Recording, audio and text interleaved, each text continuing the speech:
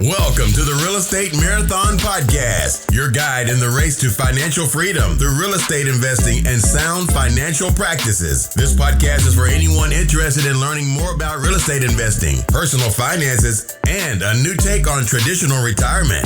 Now, here are your hosts, Larry Fierro and Mike Moe. What's going on, everybody? Welcome to the Real Estate Marathon Podcast, your guide on the race to financial freedom through real estate investing and sound financial practices. My name is Mike Moe, one of the hosts of the show, joined today with my partner in crime, Larry Fierro. And this, Larry, is probably your favorite episode. Am I right?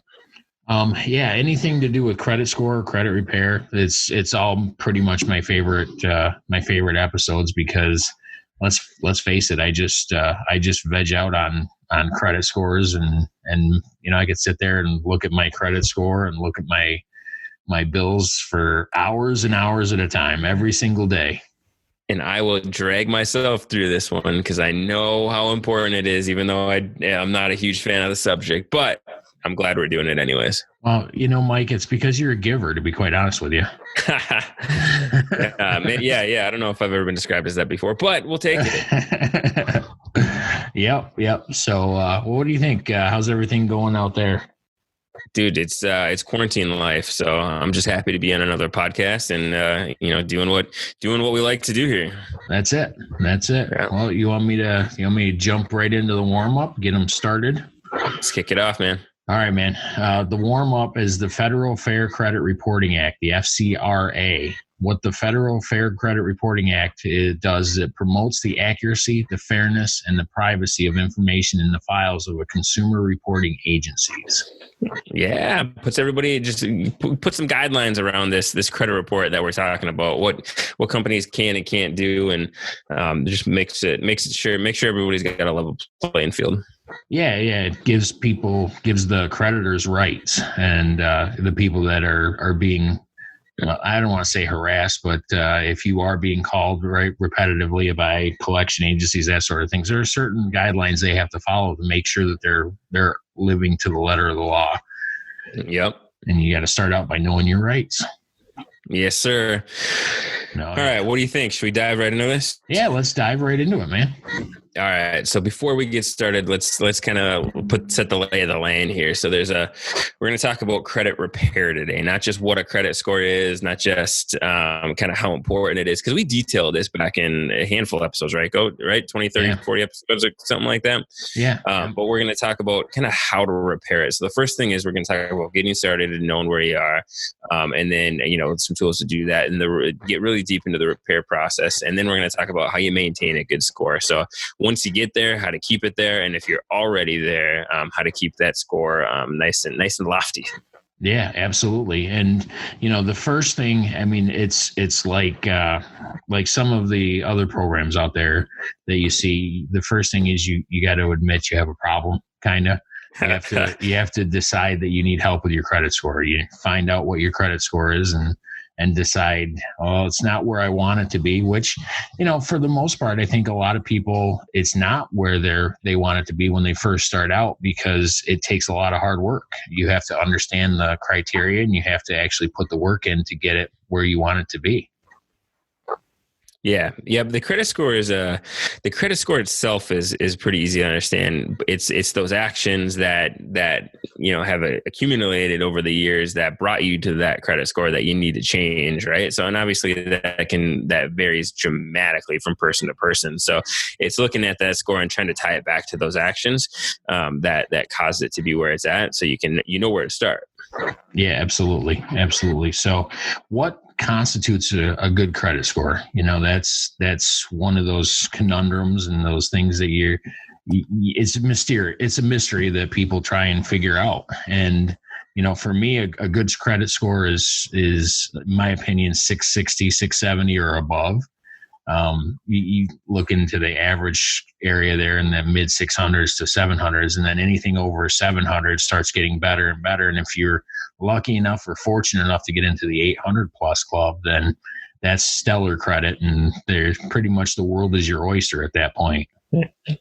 Yeah. It's a little bit of what is a good credit score? It's kind of like asking like, what is success, right? Some people, to your point, think like 650 is good. Some people, 800 is 800 or bust, right? So, but yeah, I think you're on point, man. High 600s is a very solid credit score.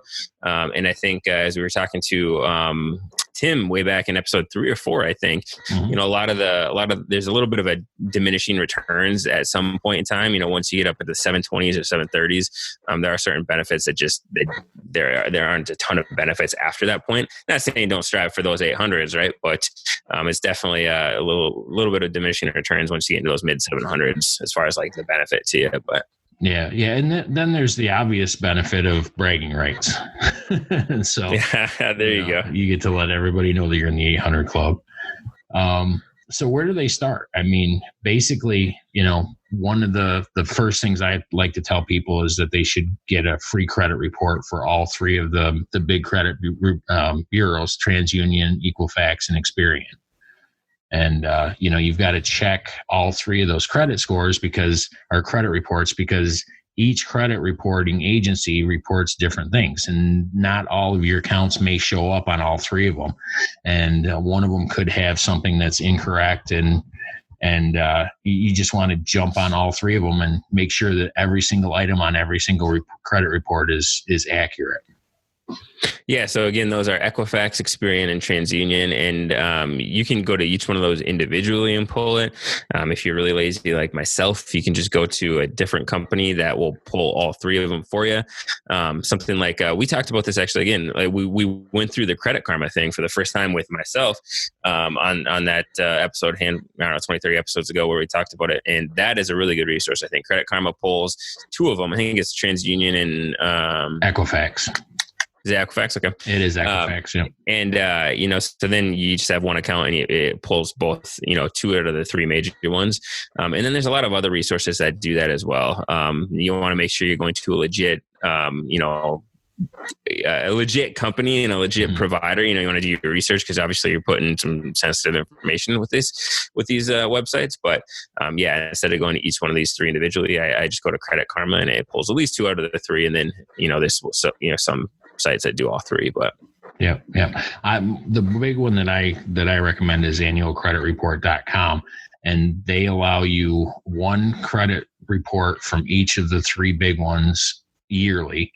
And then also, if you're applying for credit and you get denied, or they take some sort of adverse action and you don't receive the credit that you were applying for, whenever that happens, the company that you applied for has to give you a reason for it, tell you which one of the 3 big ones they use to make their decision, and then you can contact that whenever you have an adverse action taken against you. You can get a credit score at that point, or credit report. So it's good to check on why they took the adverse action. Yeah, yep, absolutely. And actually, we're recording this on, in end of April in 2020. So there was a change just recently that the annualcreditreport.com now allows you to pull it weekly. So you can now stay really on top of your credit report, and you get that free credit report weekly. And the reason they did that, obviously we're going through a little something called, COVID-19 or the coronavirus, as some may call it. And there's tons of scams out there right now. So people getting scammed out of money and out of stimulus checks and out of taxes and out of, just out of these random scams more so than ever. So staying on top of your credit report is not just good for your credit, but it's good to know what's out there in your name. To your point earlier, Larry, it gives you all your accounts. So if you got some random account that's racking up thousands and $1,000s in debt, you can see that, if it's some random account that was opened not by you, you can report it and stay on top of that by checking things out weekly. So. And I got to tell you, Mike, you just keep impressing me, my friend, because I was not aware of the fact that annualcreditreport.com did it weekly now. So there's actually something with the credit score and credit reports that I did not know. So kudos to you, my friend. There you go. I can't remember where I heard that. I heard that on some news, outlet or something like that. But yeah, then I looked it up, and sure as ever, yep, they made that update on April 20th. that doesn't say that it's temporary. It's for all intents and purposes, it looks like it's an ongoing thing, but that may update in the future once we're out of this pandemic. Very nice. So then after I pull the credit score or credit reports, you have to I usually print them out.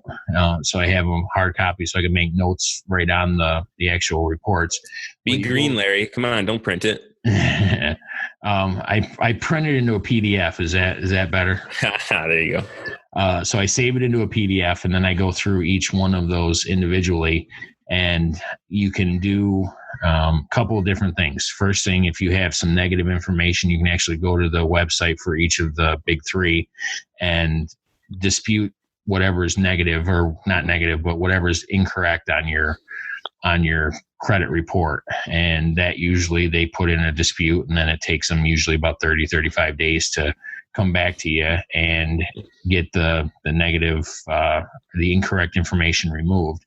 If it comes back that they leave it on there, then you've got some other things you can do. You can find a form letter that you can send out to the creditors to try and get the incorrect information removed.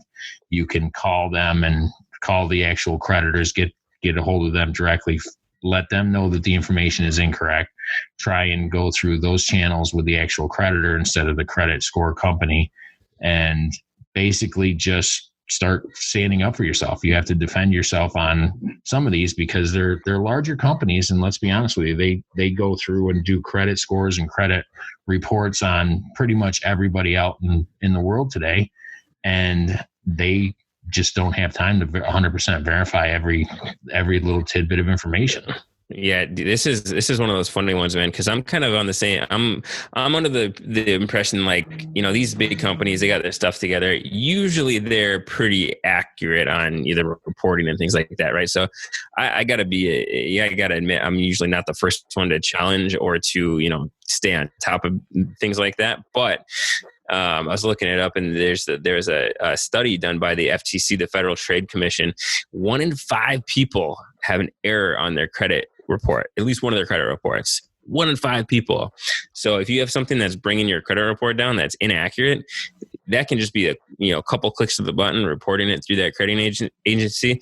And it's not even, honestly, it's not like you have to dispute it. You don't have to write up this big case about, why you're in the right. There's just a simple handful of questions. And then they can run their reporting and double check on it. And usually they'll just remove that right from your credit report. But 1 in 5 people have an inaccurate mark on their credit report. Yeah, that's an accurate number, I believe, because and one of the things I've fallen prey to this many times, inaccuracies on my credit report, because, and I'm not even sure you know this, Mike, but I'm a junior or a second, number 2, and they're constantly confusing my father and I. So if you're listening to this and you have an opportunity to name your child a junior, don't do it. Just don't do it, because it'll turn into a nightmare later on, because, my stuff is on his credit report. His stuff is on my credit report. And you go in and try and dispute it. And they're like, well, it's Larry Fierro. And I'm like, yeah, but that's not me. That's the original. It's more than one of you. That's right. And this is a little older, but it's the original. It's not the Memorex. It's the sequel. That is correct. So, and like you said, to your point, it's one of those things that so many people have errors on their report, and not a lot of people pay attention to it. And that's one of the easy fixes, is if you go in there and find something inaccurate, you should be able to stand up for yourself, defend your rights, and because you never know what's going to be dinging your credit score.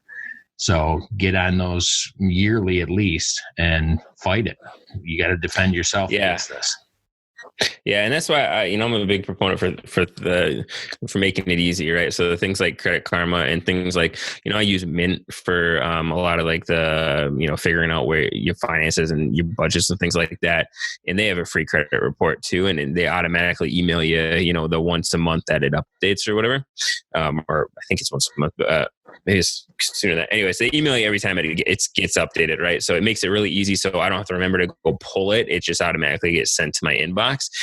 So Yeah, take a look at any one of those options that send you those free credit reports. Whether or not it's Credit Karma or Mint or your bank or whatever, that you just get on top of it and have something sending you something in your inbox that tells you when your credit score is updated, so you can keep up on those accuracies and make sure everything's good to go. Yeah, and it can't be stressed enough. You've got to be diligent about this, because you don't want to have to use credit, but very rarely will you be able to get through life without credit. It's a state of fact.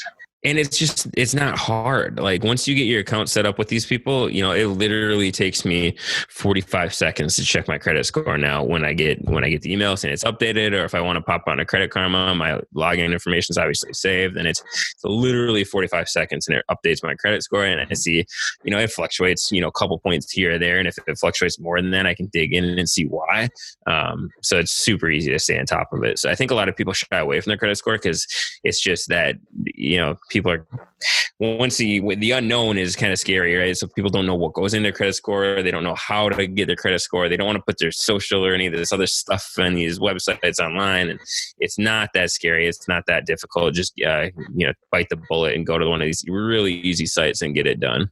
Yeah. And I think a lot of times people don't want to delve into the credit score because it's the way that they calculate it is just terrible. I mean, you do something on your credit score, and it's happened to all of us. You do something that you think is going to be a positive, and it ends up hitting your credit score. Like one of the things that's coming up for us, like I'm one more payment on my wife's car and it's paid off. And I know what's going to happen. We're going to pay that off, and it's going to close the account, and it's going to ding your credit score. Even though you would think that it wouldn't, it actually dings your credit score a little bit, because it stays on there as positive payment experiences, but it's the length of time her credit accounts are open. Yeah. And it's just a weird concept. And this is why I don't really like the credit score, because I don't think taking out a ton of debt and just proving that you can pay it back is a very good measure of how good you are at your finances. But it's the rules of the game. There's nothing we can do about it. It's like we talked about in the last Monday Morning Motivation. There's nothing you can do about it. It's just you figure it out and learn the rules so you can use them to your benefit, right? So you can't change the credit score. You can't change that. A lot of people look at the credit score to know whether or not you're lendable and to know whether or not what rates they should give you on insurance and mortgages and loans and credit cards and things like that. So if you can't change it, just figure out the rules and figure out how to play by them and use them to your ability, right? So to your point, Larry, knowing what affects your credit score so you can know what actions to take, even if you don't like them, is something that you need to do. Absolutely. So, and then let's get back to the three reports. One of the things, we've got listed a pay for removal option. And one of the things that is like, if you have, collections or something like that, you can actually contact the people that you had owed and make an arrangement with them that you'll pay it off, but you want to make sure that they'll give you in writing that once that's paid off, they'll remove it from your credit report. You also have to be careful, because I know a lot of times if you have a collection and, our first instinct is to go ahead and just jump on there, take care of the collection, get it gone, or call and talk to them about it, things like that. But you have to be very careful, because if the collection or whatever is on your report has been aged for a certain amount of time, you could reset the clock. So not only if say you're at year 6 of 7 and it's about to drop off your credit score and you want to just take care of it, I'm not recommending you make it go 6 years. My thing is, don't have anything go on your score. But things happen, especially during the coronavirus. People are out of work, so things are going to happen. So when you have something that's on your report 6 years, you have to be very careful, because they could reset the clock on that and it'll stay on for another 6 or 7 years.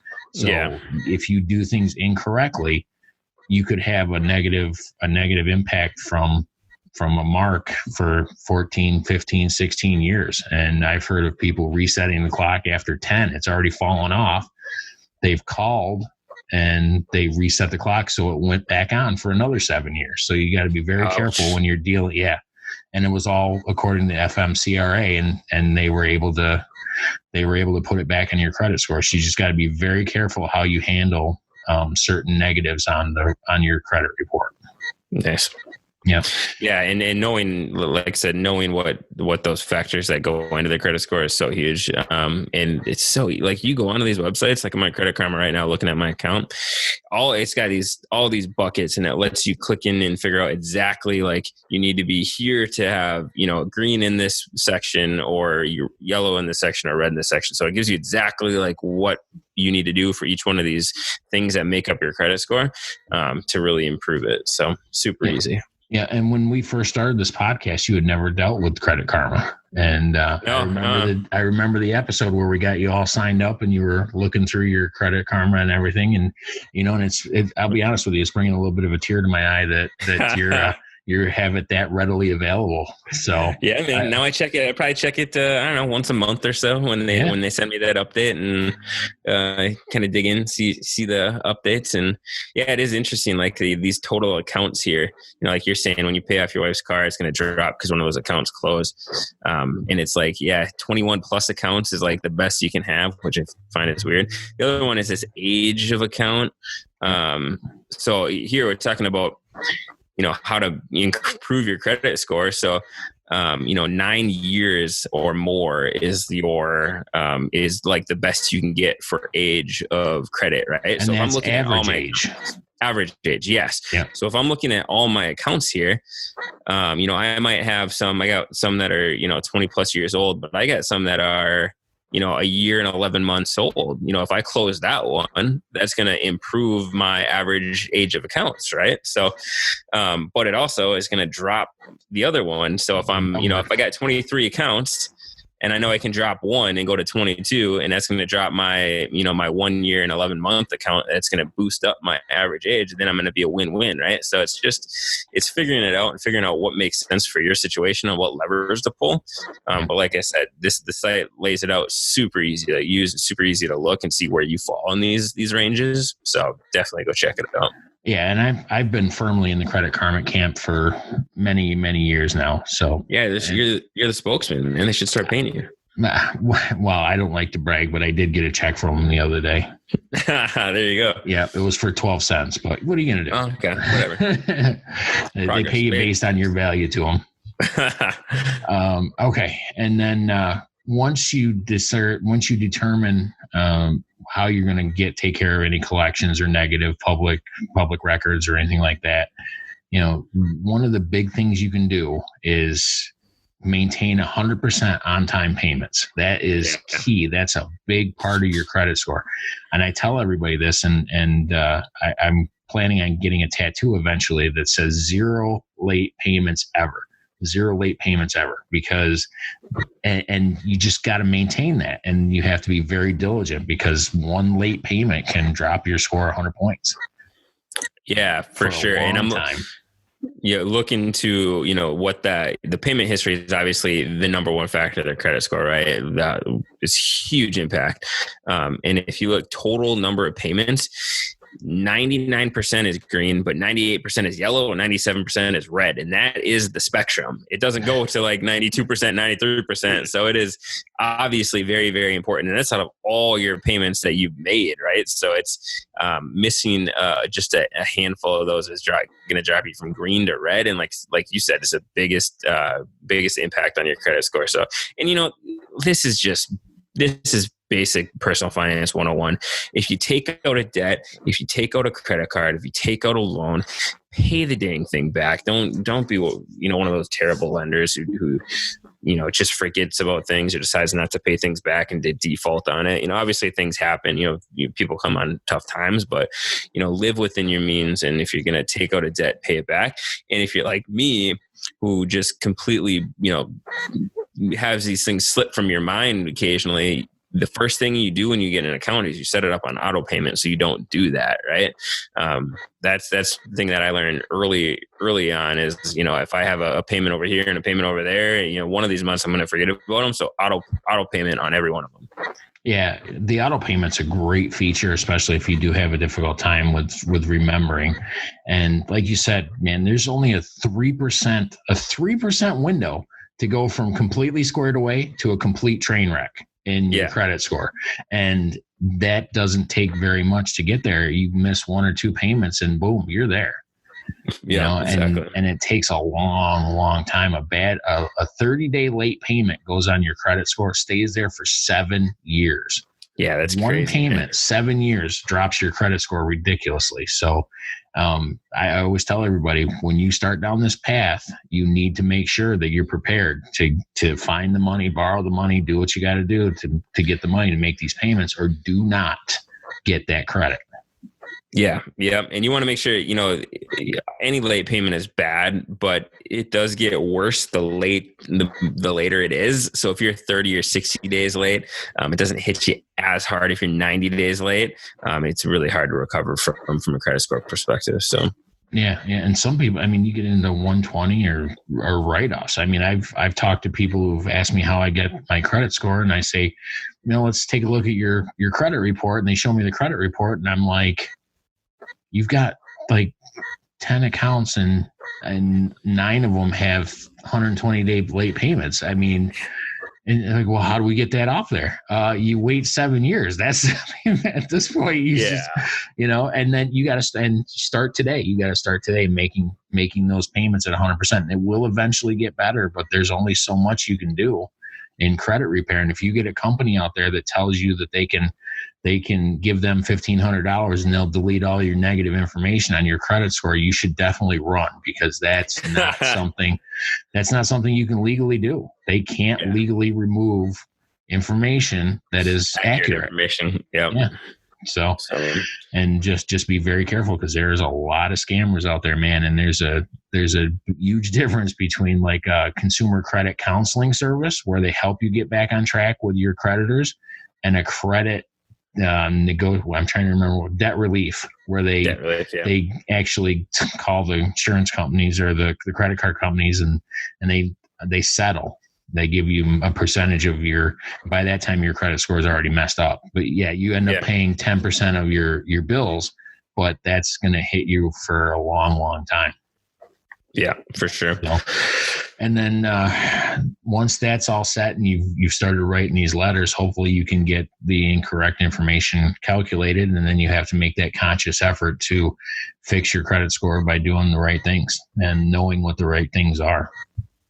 So So that's probably the more difficult thing, right? So if you take a look at your credit score, and you can obviously see the pieces and the numbers and the scores in these different buckets, but you got to figure out like, where did you make that mistake that ended up in your credit score? Was it that you were over leveraging? Was it that you had too many credit cards, you had too many loans that you couldn't make those payments? And it's really fixing the root of the problem, right? You're just not trying just to fix a score. You're trying to fix the actual root of the problem and make some better financial decisions. So if you got some things on there, late payments and such, you really want to kind of address the root of it and make sure that you're making better choices and living within your means, right? Yeah.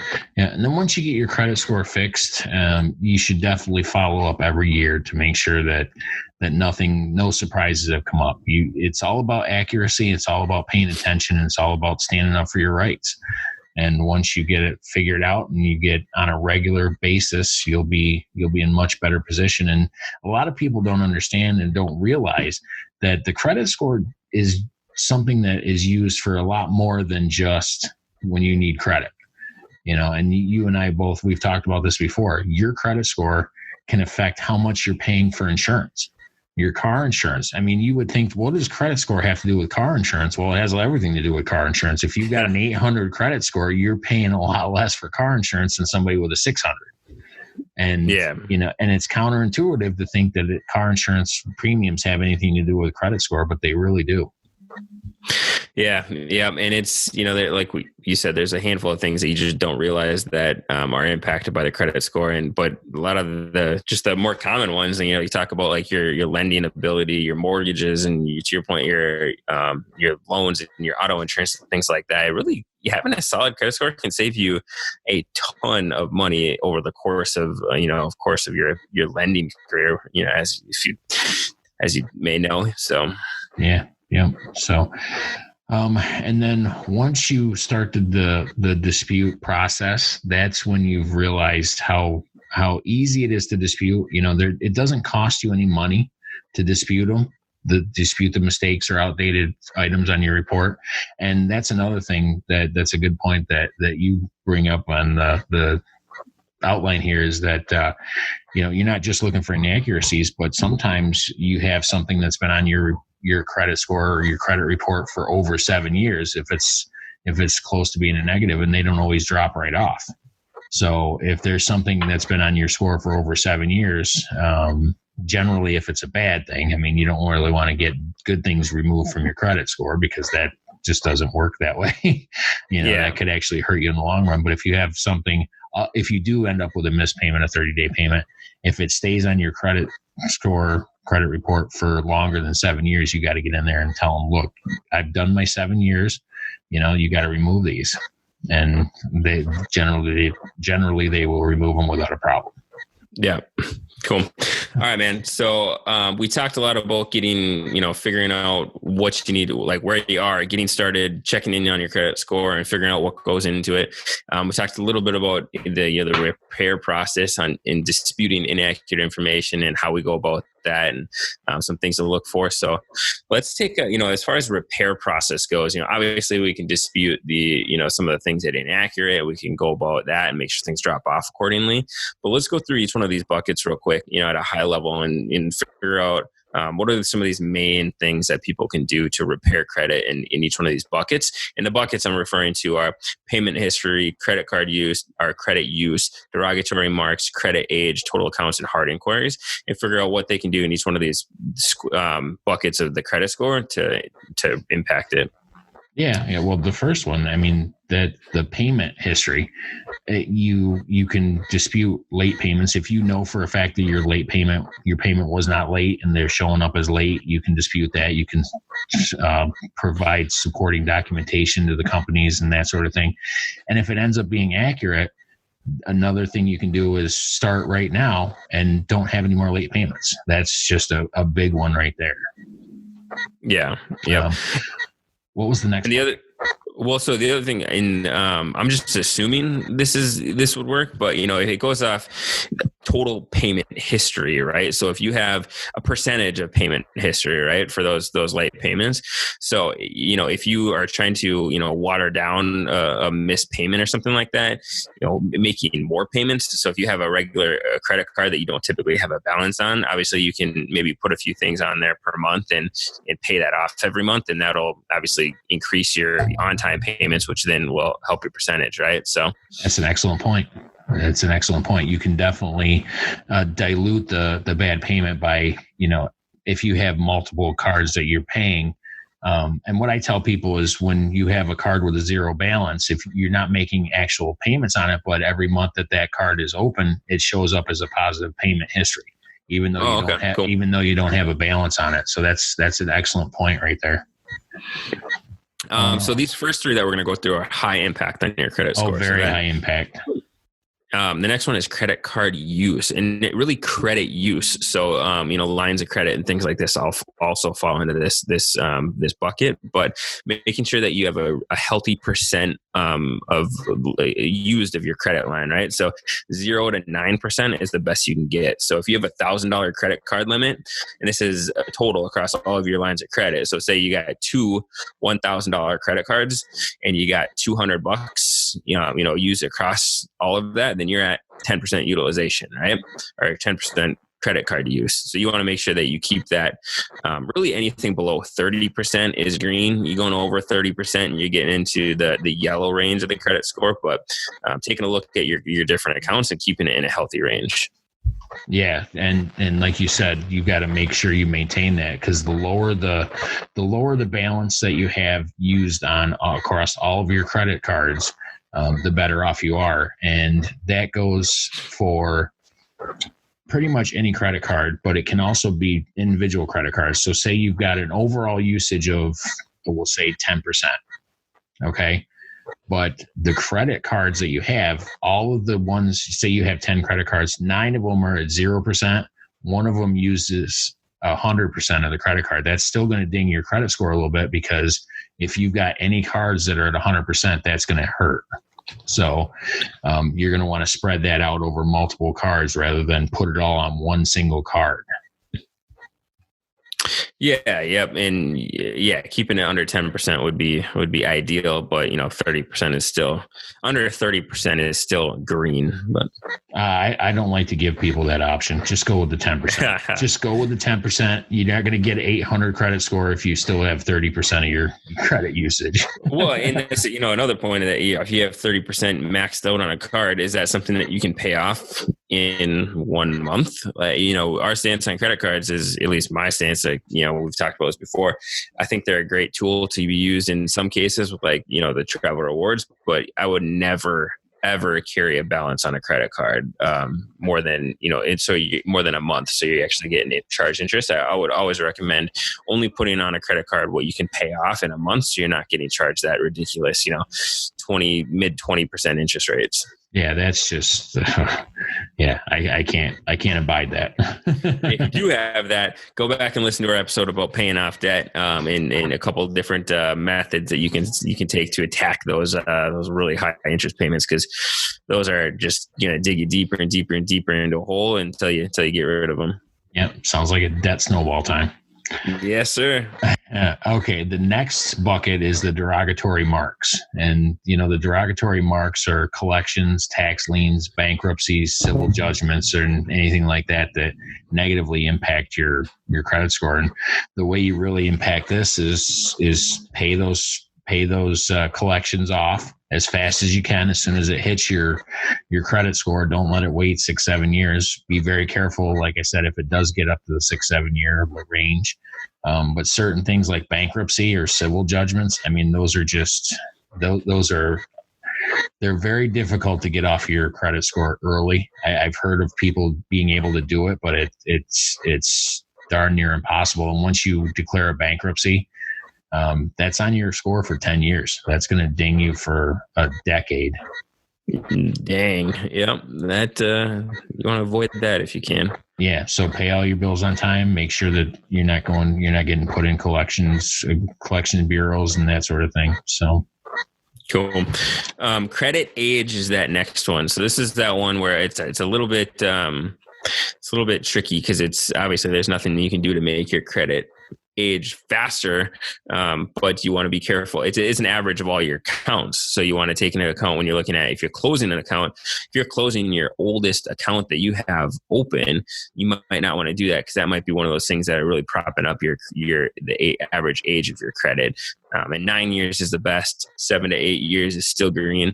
5 to 6 years is yellow, and then 2 to 4 years or under is red. So most people, at least in the mid 20s, have a decent couple of years of credit under their belt, but you want to make sure you're paying attention to what accounts you're closing and how many new ones you're opening. Because if you only got 10 accounts and you open one account, that's obviously a month old, right? So that's going to drop your average age of your accounts pretty quick.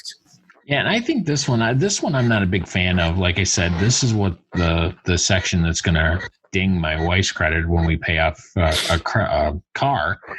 It drops your credit age, or it could raise it depending on how long it is. But if you've had like my wife's, we've been at 4 years, I think, right now, and that could hurt her credit age by dropping that off there if she has new ones. And then it also affects the total accounts, which is the next bucket. Dude, I'm willing to bet that that's going to raise yours. So I'm only 32 and I got an average age of 9 years, 9 months. So if I had a, I don't know how many year loan car, I was give it a 5 or 6 or 7, whatever year loan car or loan, I'm trying to say how many years that loan was for, it's probably going to drop that off and juice up your average a little bit, hopefully. Yeah, well, I'm thinking the next step, because her car is getting up towards 100,000 miles, and when we get it, she may want to get a new car. So when you get another account, it's gonna ultimately. I don't think car payments, because of the nature of how long they're around. I mean, if you're paying on a car for 10 years, you're looking at, you probably bought a Bugatti or something like that, and. Just because of the nature of the length of the car payment, I don't really think that should be calculated. That's my personal opinion. That's the one thing that I don't like about credit scores, is that once it comes off of your car, you're looking at 4 or 5 years tops generally anyway. So, that's a good point, man. Yeah. As soon as you get a new car, it's going to obviously bring that brand new account open. So. Yeah. So every time we get a new car, it hurts her credit score for probably about 6 months to a year. Yeah. And then the next one, like you said, the total accounts, 21 plus is the highest you can get. And then it goes in different degrees. I think under 10 is red, and then 11 to 15 is yellow. And then anything over 15, or is it 11 to 20? Yeah, so 21 plus, 11 to 20, and then 6 to 10, and 0 to 5. So keeping your accounts 11 or more will keep you in the green, and then anything 10 or under is going light red, and then fire engine red for 5 and under. So, and this isn't super difficult. I mean, most people have a handful of accounts that they've had for a while, various loans and student loans, or, credit cards and things like that. But obviously we want to keep them in a healthy balance, like we already talked about. But a lot of people will have a decent number of accounts. And this is kind of a weird one too, and sorry to cut you off there, but this is kind of a weird one to track as well. Like, why are we like 21 accounts and you're green? Why do we care how many accounts that you have open? I don't know.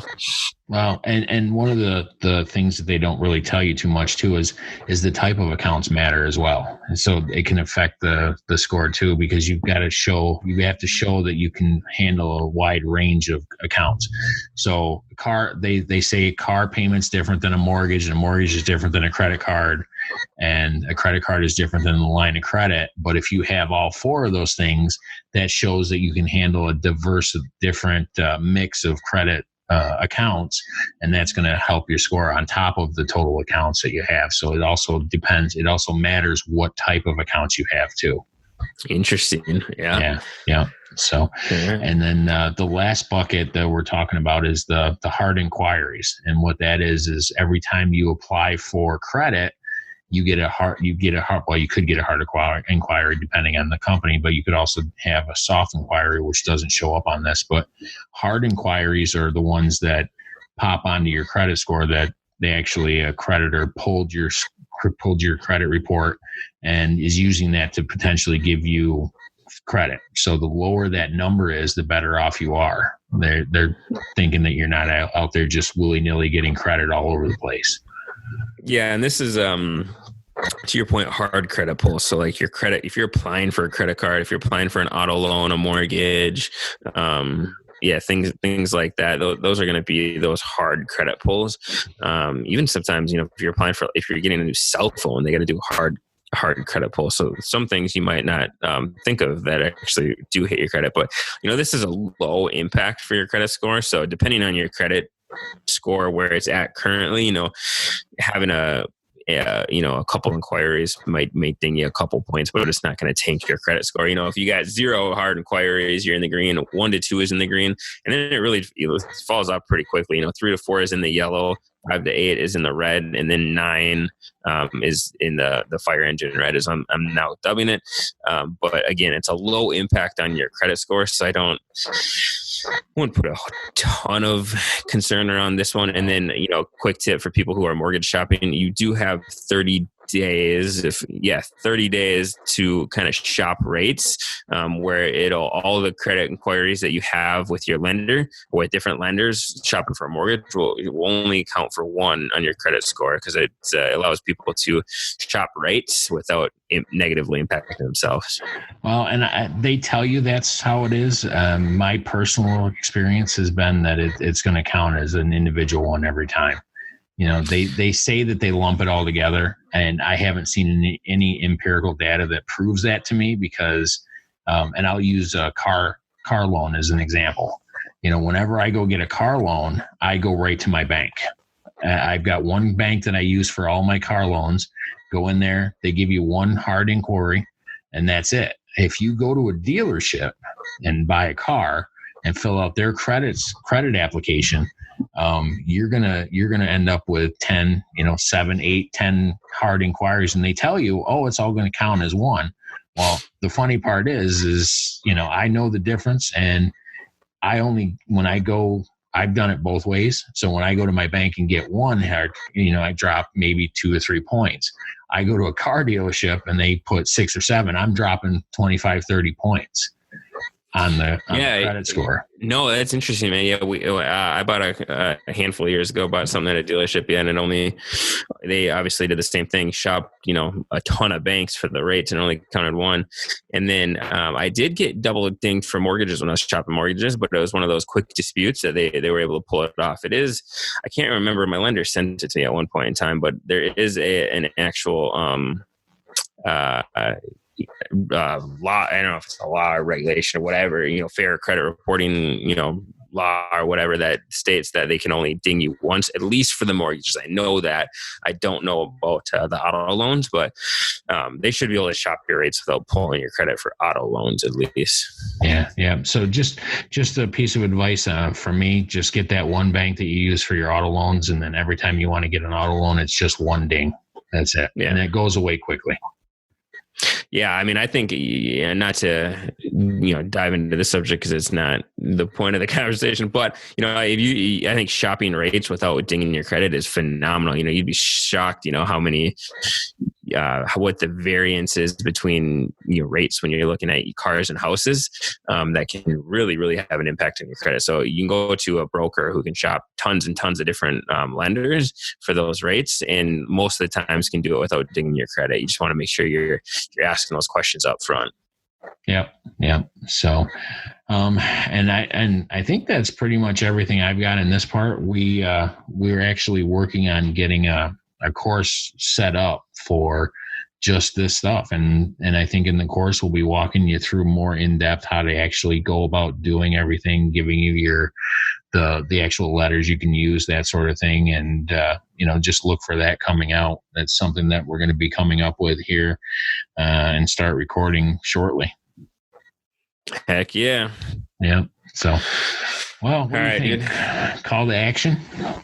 Well, so let's recap this real quick. So we talked a lot about how getting started, where you can go, what goes into their credit score, the repair process, and then maintaining a good one, how to stay on top of it on a regular basis. So really use those tools at your disposal. It's super easy process. So don't take the ignorance is bliss methodology with your credit score. Just dive into it a little bit.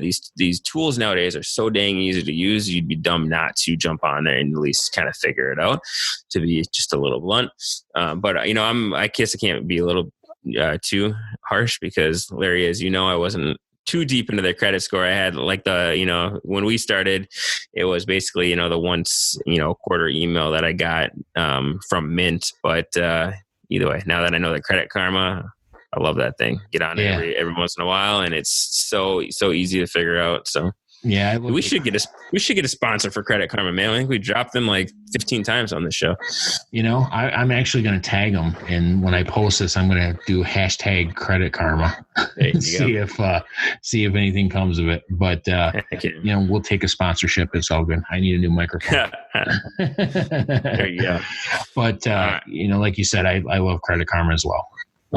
Cool. All right, let's do the call to action, which is what? My personal opinion, I think we should do the call to action is if you don't have a Credit Karma account, you need to get on right now, get a Credit Karma account, and then go through and try and find those inaccuracies and start planning on how you're going to get them fixed. Yeah, I love it, man. Yeah, I won't dictate where you go, but Credit Karma is definitely a good one. But figure out where your score is at. And if you got a mediocre score or a decent score, take a look at the details on it. Don't just take a look at the score and be done with it. Take a look at make sure everything's accurate on it. So especially in times like this, like we talked about with the COVID scams, take a look at your account section and it details all your accounts and the balances you have on them. Make sure that's accurate just to make sure that nobody's out there running around with your social and charging up a storm on it, right? So get the Credit Karma or any one of those free resources that we discussed. And if you already have it, do a little due diligence and dig into your number a little bit and make sure everything's accurate. Yeah, and you don't have to check it every morning like I do. I'm right. Super uptight about it, so I check it religiously every morning. That's how I start my day, right on Credit Karma. But you should definitely check it regularly. You can update your account, your score, your credit report once a week for the Credit Karma. So just make sure you're doing it regularly, and I think you'll be all right. Yes, sir. That's everything I've got, Mike. Just letting them know, wait for our courses to come out. And heck yeah. Yeah, very excited about that. Yep. Thank you guys for tuning in to another episode of the Real Estate Marathon Podcast. We'll see you next time. Take care, guys. Thanks for listening to the Real Estate Marathon Podcast. If you found value in any of the content from this show, consider supporting us in the following ways. Subscribe to the Real Estate Marathon Podcast. Leave a rating and review. Continue the conversation with like-minded individuals on social media by heading over to the Real Estate Marathon Podcast Facebook group or follow us on Instagram and Twitter at Real Estate Marathon Podcast.